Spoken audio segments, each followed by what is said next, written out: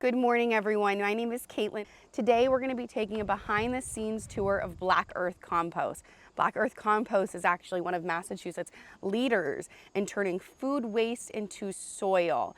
Very, very innovative. Before we get into our tour, you might be wondering, what is this series? So just for starts, I'm Kaitlyn, and each week I will be taking you behind the scenes across Massachusetts to see how our towns and cities are building a cleaner and more sustainable future. We'll be meeting local leaders, innovators, and kind of the everyday heroes like Black Earth Compost that really are making a difference in sustainability, especially energy resilience.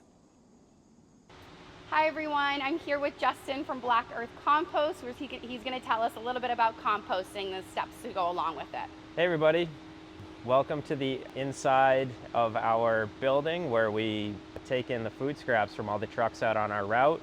This is where trucks, after they do their route, and that's residentially they're picking up, commercially, everything in between, all that material from this region comes back here to our Manchester by the Sea compost site, where it's dumped back behind us, mixed in with leaves and brush, all ground up, and that's where the recipe for our compost is established. And this building helps us contain odor, helps us just have better control on the whole process.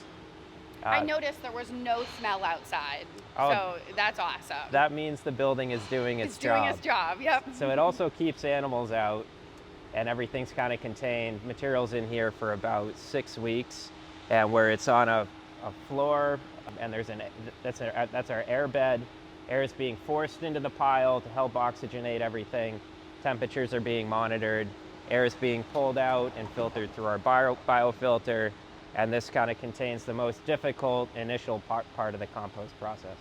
So if you look over into this corner of our building here, this material was dumped within the past few hours. That looks like about maybe 3 truckloads. And then initially this pile kind of builds out to the front, and then once it's full, our leaves and ground up brush are incorporated into this, and the mix is established.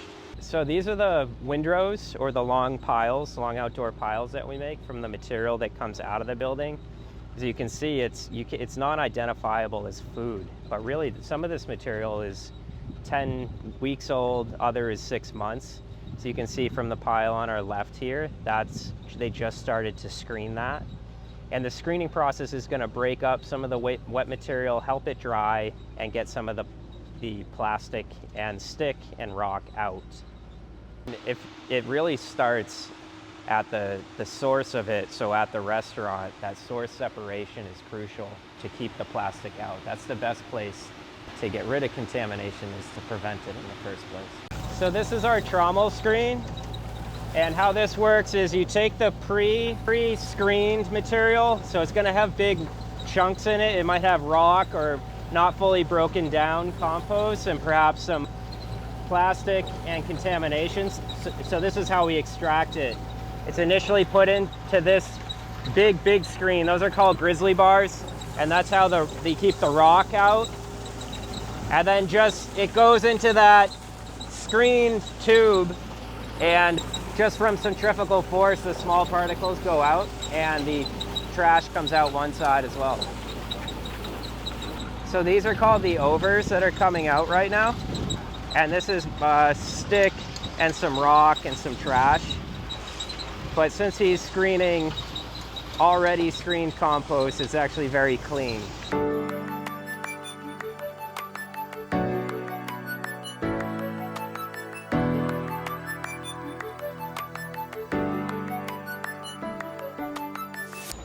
So this is our piece of art on wheels here. This is our conveyor truck, and we designed and built it because we got requests from our customers that they didn't want 3 or 4 yards, they wanted a half a yard, and it's tough to tip out half of a yard out of a 10-yard truck. So what this allows us to do is we can be very precise by pulling that hydraulic handle, and it shoots a half a yard out the back.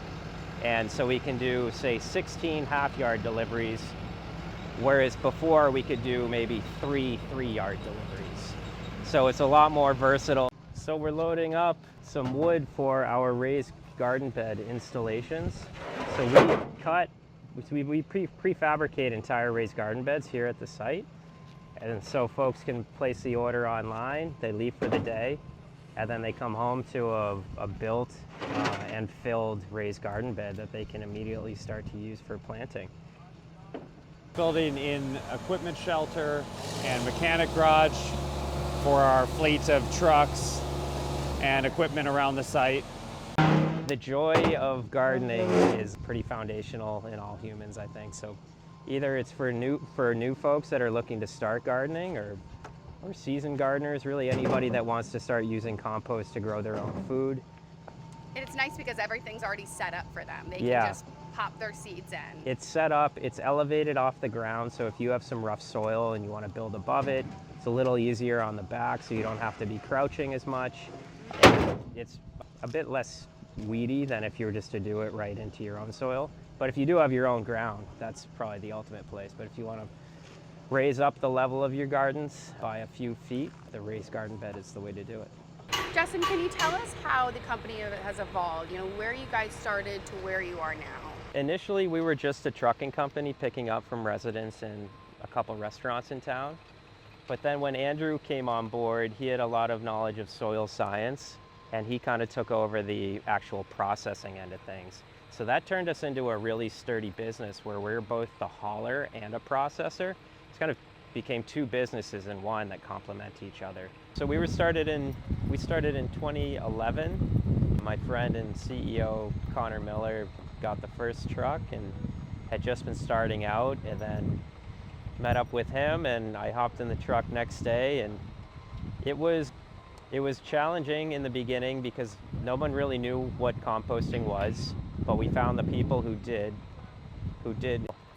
So we started with a handful of really neighbors or friends in Gloucester, and that turned into getting a couple of the local restaurants going. There was a brewery in town and a donut shop, and for a long time we were just operating in Gloucester, and then we slowly went to Manchester and Beverly, picked up some steam in Salem, and then I had a friend with a restaurant in Newburyport, which felt like a huge drive for us to go from Manchester to Newburyport. And really over time it was just an evolution of the people starting to think differently about waste. And so from the residential perspective, how you deal with your trash is kind of a vote for a system of processing of what you want to see established and normalized in your community.